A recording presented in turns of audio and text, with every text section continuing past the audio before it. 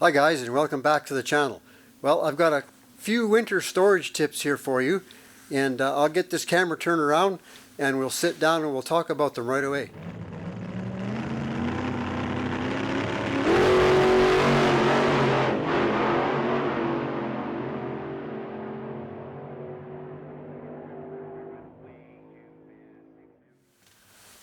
So everyone, thanks again for stopping in and checking out the channel. I've got a few winter storage tips on your classic or your new car if you're not driving it over the winter, and your motorcycle. So Gary the Gear, if you guys haven't subscribed, you can find a link to his channel below under my favorite channels. You can check out Gary, and he's done a video on the same subject that I'm talking about today, but some of you guys might not be subscribed to his channel, and he had some very good points which we all should do over the winter, and which I do over the winter also in storing my cars. So again, I'll get right to it on these excellent tips. Number one is that I make sure that I have my battery chargers or trickle chargers plugged in all winter long on the Classic and the Volkswagen, and also the bike. So that's number one. Make sure I have a trickle charger that keeps the battery topped up all winter long. The second item is that I make sure that, and as Gary pointed out, I change the oil in all the vehicles just before I put them away over the winter, so they've got fresh oil in them, and it doesn't have any of that stuff in it that hydrocarbons and stuff that breaks the oil down over the period of time of driving it in the summer. It's got a fresh oil change in it, and it sits in the shop with a fresh oil change. The third item that Gary mentioned, which is a very good idea, a lot of us either have a heated shop or don't have a heated shop, and when we do have a heated shop, the heat is down fairly low in the winter time if we're not working in it.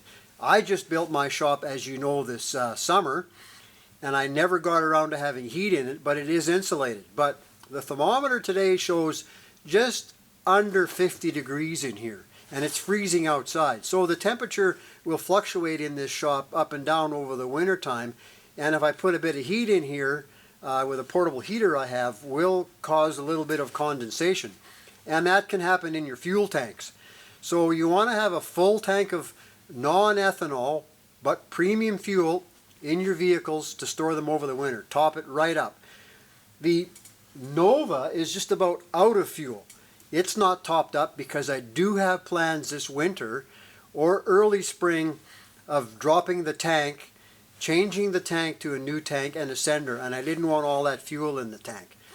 And the other important point is make sure your coolant is up to snuff, because yes, you do have your vehicle in a sheltered shop. It's going to get 20 below in here this winter when it's 35 below outside. It's probably going to even off and get even 30 below in here. We won't know for sure, but it probably will without any heat.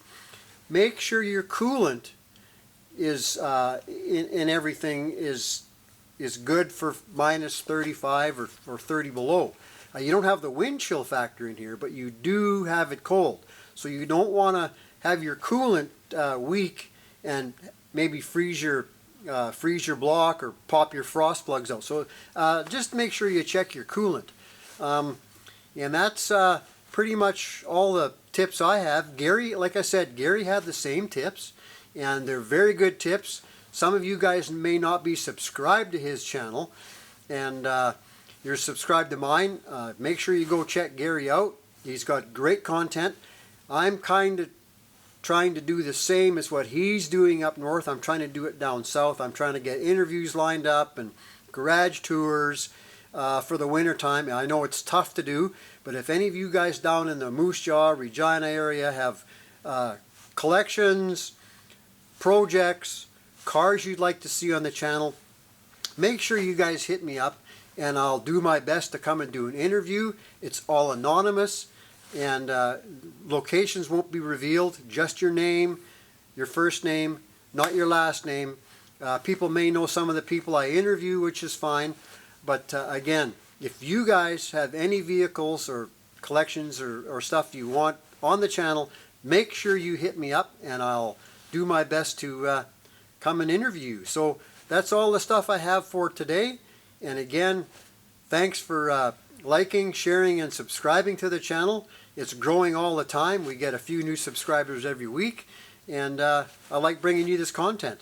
So again, take care out there, and like, share, and hit that subscribe button. It doesn't cost you anything, and we'll talk to you guys on the next one. See you later. Bye.